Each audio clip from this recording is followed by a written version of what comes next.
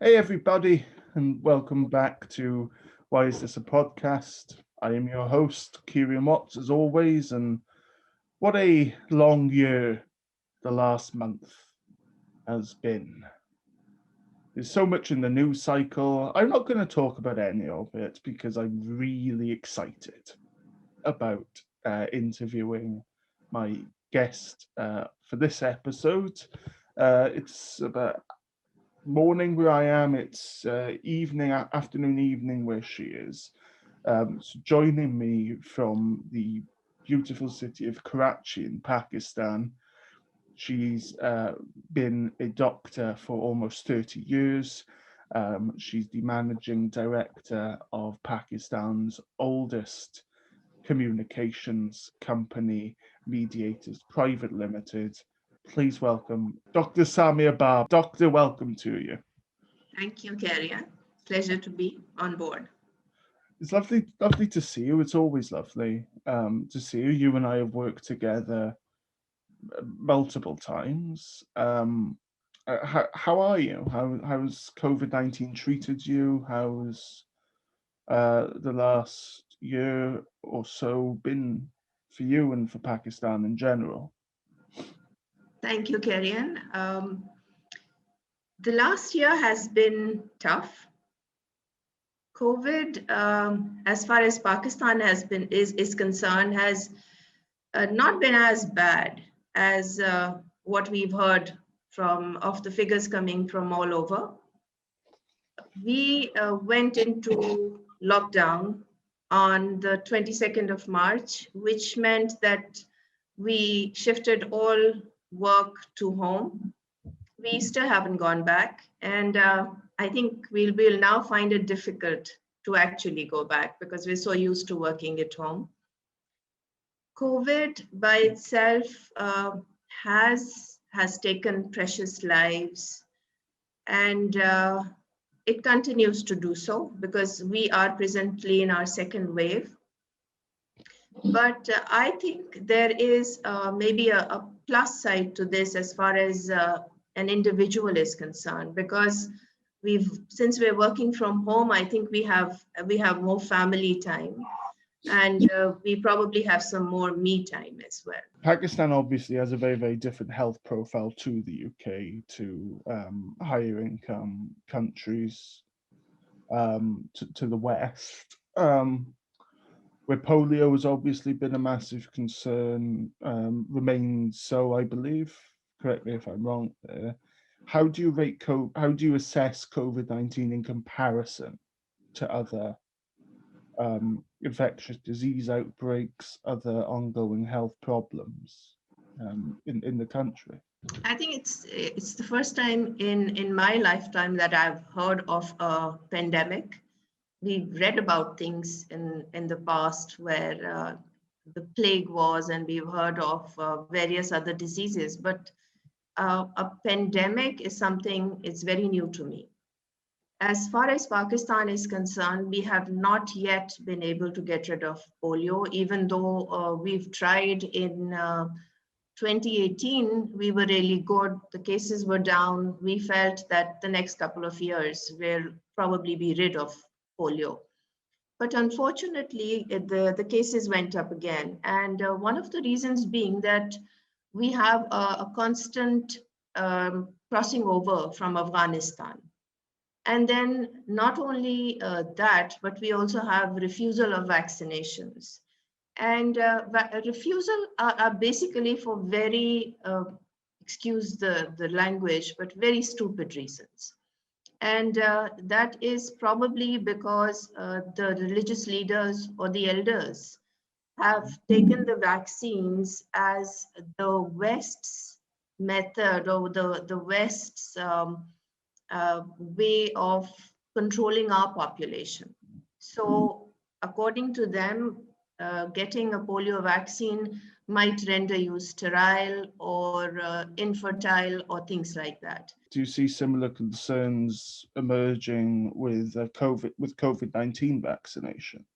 As far as the Or have COVID, they emerged? Yes, as far as that is concerned, I don't see the opposition or the refusal coming from the people lower on the income strata, but that is now coming in from the people who are educated, who are literate, and who are terming it as an alteration of their DNA, of their RNA, and somebody somewhere controlling our genes, which again is not something that I am ready to digest, because I think the threat of the disease is by far greater than anything that the vaccine might have to offer. Even now, when we have been given almost 500,000 vaccines by the Chinese government as a gift, and these were meant for the frontliners. Only about 53,000 frontliners have actually taken the vaccine voluntarily. Mhm. So that by itself gives you a gauge of how they're viewing it, which I feel is very incorrect, because uh, they are the ones who need to be protected. They are the ones who are constantly in contact with people and likely to take the disease home. So they have to understand that. And your neighbour India, of course, is having a very, very similar problem with, you know, reluctance, hesitancy among um, the frontline workers to be vaccinated against COVID-19.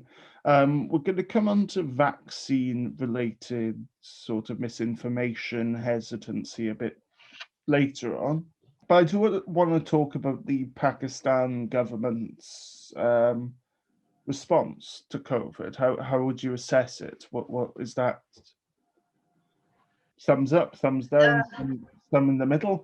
Uh, it's both ways. It's thumbs up sometimes. It's thumbs down sometimes. Thumbs in the middle. We're going I, to the middle. I don't think. I wonder if it ever happens as a thumbs in the middle sort of a state. Initially, they locked everything down. Everyone stays in, schools off, offices out. Everyone stays home, and then the leaders decided that that's sort of having a very negative impact, because in Pakistan we have a lot of daily wage earners. It's the fruit sellers, the vegetable sellers, the construction workers. It hit them the worst, and initially for the first 3 months the government gave them some sort of monetary assistance, but obviously that was not something that would have been carried on. So gradually they started opening up the business, and that is when we saw a spike again in cases. We went down as far as the numbers were concerned somewhere in the middle of summer, and the government decided then that we need to open up the restaurants and open up the schools and the marriage halls and things like that, and the cases went up again. So I don't think we've really got a strategy in hand as far as managing it is concerned. And as far as vaccination is concerned, we started our vaccinations in the first week of February. Mhm. And like I said, again, there is reluctance. There is, I'll wait for my friend to get it before I get it, sort of a reaction. But we're hoping that those figures will go up as And far as immunization or vaccination is concerned. yeah, I mean, the sense that from because most countries are prioritizing frontline health workers and the most vulnerable. The sense in some places among those groups, uh, some people in those groups is I don't want to be a guinea pig. I feel like I'm being tested. I feel like, um, which obviously comes on to the vaccine related misinformation. To, to quote the former president of the US, fake news, the rumors and the myths, which has obviously been a problem in Pakistan for a number of years. We mentioned polio earlier. Um, how do we solve that? How do we resolve that issue? How do we address misinformation in the communities? Because ultimately, I hope you'll agree with me, but ultimately we do have to address these fears, this reluctance, based on misinformation at the community level. We have to. It's not enough to just sort of put out a television commercial saying the vaccine's safe, go and take it. We have to sort of get quite granular with it. We have to go out. We have to say to people, these are the realities. You're not being experimented upon. The vaccine's safe. It's effective. We promise you that. And here's the data that proves why we're right. How do we communicate that message in an accessible, effective way? Kerry, I think that before the period before the vaccines were actually going to come to Pakistan, we should have initiated an awareness campaign informing the public about the vaccine and that it is considered safe, and maybe to set an example, we could have given the vaccine to the people who matter. It's the actors that people follow, or maybe some leaders. Like the And most prominent, for example. exactly, Like exactly. And Prime by then Minister they, Imran Khan, for example. Imran Khan, yes, maybe that is. And now with social media being so visited a medium, it would have created a difference, because the various news coming from all quarters is, I was receiving this WhatsApp from about 10-15 people which said so many people died after taking the vaccine. It was not news which was negated. It was not news which was substantiated by any quarter. So I think it is, and that thing in us to be the news breakers, we immediately forward a message without actually taking in what sort of a reaction it might generate. So I think as far as that is concerned, we haven't been able to, we're not successful. Is there not? And I think there's an argument as well, but not so much just about the spreading of outright malicious lies about vaccines and unproven treatments and that. But I think there's an element of confusion because there's so many different vaccine candidates out there. There's Johnson, there's Pfizer and BioNTech, there's Oxford and AstraZeneca. Yesterday, my grandmother, uh, the day before I recorded this, obviously, my grandmother received her first shot of the COVID-19 vaccine, and obviously I'm very happy about that. It protects her. And I can't remember which way round she phrased it, but she said, "Oh, I know somebody who had the Oxford vaccine, and they had some side effects." She said, "I've had the AstraZeneca vaccine, and I feel no side effects." And I said, "They're the same It's the same vaccine." So it's made in collaboration. I think there's confusion. That's what hinders these sort of programs, um, because you're having to make usually years of very complex, very intense medical research. In the case of COVID-19 vaccines, obviously it's been months thanks to the efforts of drug makers and researchers, etc. But you're having to boil that down. And so people will see, for example, like the AstraZeneca vaccine potentially not being effective against new variants. They're like, well, then why should I have it? I think it's the as because we're both people who work in health and work on health issues, at least.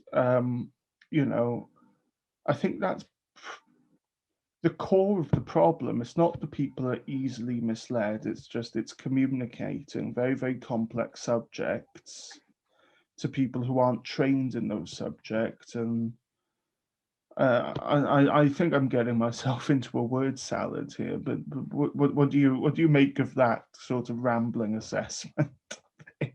I No, apologize. I agree with your observations, but like what we've seen in Pakistan with polio and with a lot of other vaccines, and polio, obviously, the resistance has come from people who are in the lower income or who are not educated. But I have had to deal with trying to convince mothers to get their daughters the cervical cancer vaccine. Hey, And I know that some of them would just listen to me, but then again, there were some people in Pakistan who were not accepting the fact that it is a vaccine which is going to prevent a certain type of cancer. Ever I suggested to them to get it done, their first question was, would you get it for your daughters? And I said, I already had. So Pakistan, as far as such things are concerned, is very backward and narrow-minded. If I could relate an incident, I was working on an awareness campaign for asthma, and we were visited by a woman who said that my daughter is presently using the inhaler, and she's getting married. So could you switch her over to some oral tablets, because we don't want her in-laws to know that she's using an inhaler, which might just cancel the marriage. So this is what our perception of drugs and disease is. But we need, I felt that having those awareness programs across the board, not only for the educated, but for the others as well, did make a difference. It did, because you just need to reach out to those people. it's the human interest angle, I suppose. It's empathy. If nothing else, it's empathy. Because the word that you use, the uneducated, like I'm uneducated when it comes to medical science, but I have worked in public health. Right, so obviously we use that as like just a turn of phrase of people who are not medically trained, who are not actively involved in the sector. But you say that perhaps to somebody outside of our bubble, for example, for want of a better word, and they can find that patronizing. It's like, are you calling me stupid? So it's about engaging with people on a level that connects with them. So your example of would you give the HPV vaccine to your daughter, and you saying I already have, that's a much more effective way of communicating public health than just saying the vaccine works and go and take it. So yeah, I think that's a very, very important point. But I do love talking to you. I just want to talk about the future. It's about sort of how we think about health. From your perspective, your medical perspective, do you think COVID-19 is going to reshape how we think about public health? Because I hoped that it would at the beginning. In the UK, I thought it would be like, you know, our National Health Service needs more money, and the pandemic's shown that because the pandemic brought the NHS to its knees. I'm not quite so sure at the moment if we are actually going to learn the lessons that we need to learn from COVID-19. Can you give me some hope there? I think as far as Pakistan is concerned, we have definitely changed our perception about our frontliners. I think there is a lot more appreciation, and as far as the people are concerned. But we have also seen the limits as far as our hospitals and our medical centers are concerned. So there is likely to be more investment, or at least more attention being paid, considering that there have been instances where ventilators aren't available, or the facilities which were needed at that time for a COVID patient are not available. So I think there is going to be a change as far as all that is concerned. I think higher income countries versus lower middle income countries, I think the high income countries are the ones who are going to forget the lessons of COVID-19 faster, because they're going to forget the privilege that they had. And I don't want to use that word privilege lightly, because nobody's like not suffered because of this pandemic. No one, not a single person alive. But higher income countries, they bought up the bulk of the vaccinations.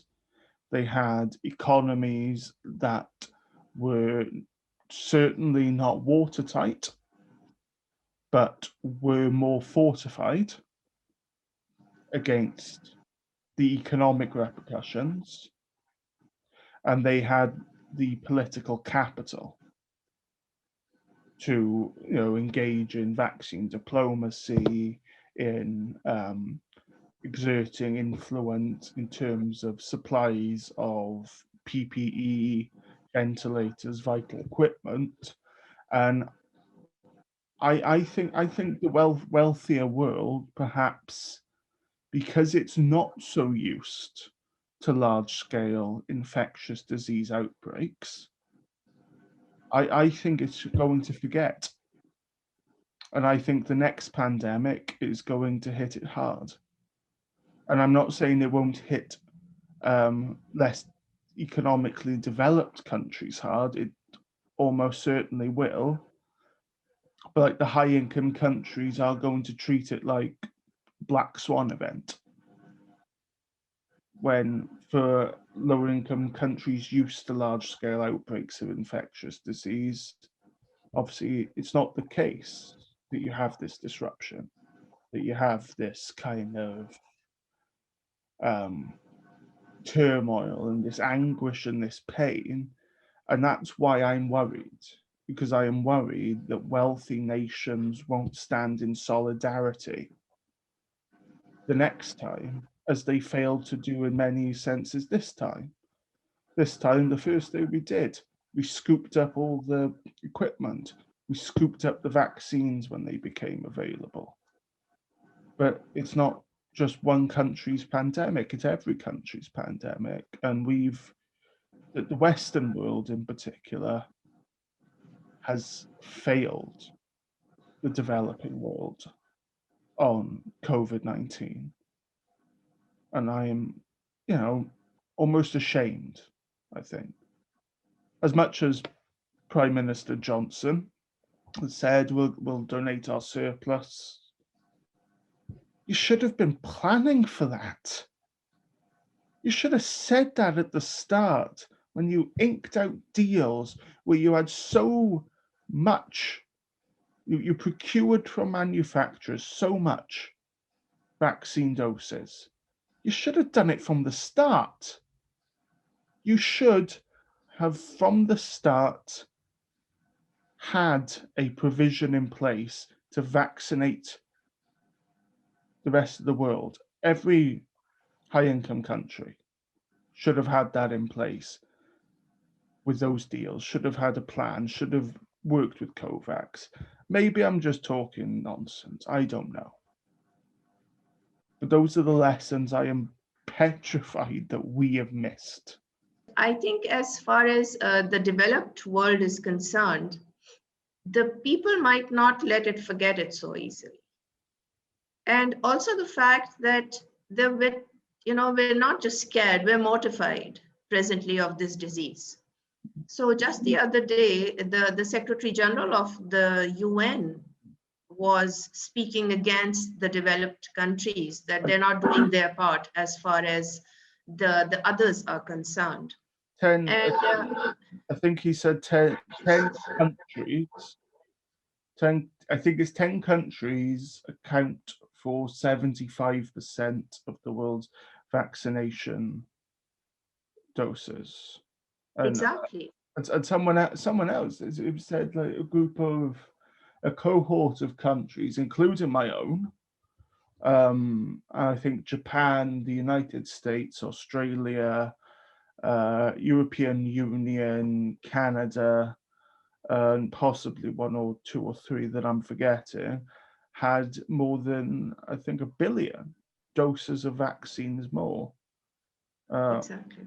Incoming World Trade Organization chief, whose name I can't remember, sadly, former Nigerian Minister of Finance. She said the Yes, pandemic's not over worldwide. The pandemic's not over until it's over everywhere. true, So true. it is true, and I hate to end interviews on angry notes, but as I said at the start of the interview, the last month has been a long year. Before we I go, just hope it ends soon because the world has definitely changed. The world has changed. And I feel bad for the little children, the oh, ones who have been stopped from going to school because they've actually missed out on a whole year of not just education, but social interactions. hmm, And I think they matter. One doesn't want to see the little ones depressed. oh goodness no. So, There's talks of like the COVID generation. but Delays. I think the positive side of it is having the parents home, as you said so. Well, So you the family said life has definitely become better. you said it, and I quoted a British musician, so don't give me credit for that. Samia Babar, thank you so much for being here. It's lovely to see you. Thank you, Carrion. Thank you for the interview. It's Thank you. always a pleasure, and join us next time. We'll be off for a little while at Why Is This a Podcast? But from Why Is This a Podcast? I'm your host, Kieran Watts. Take care, stay Great. safe.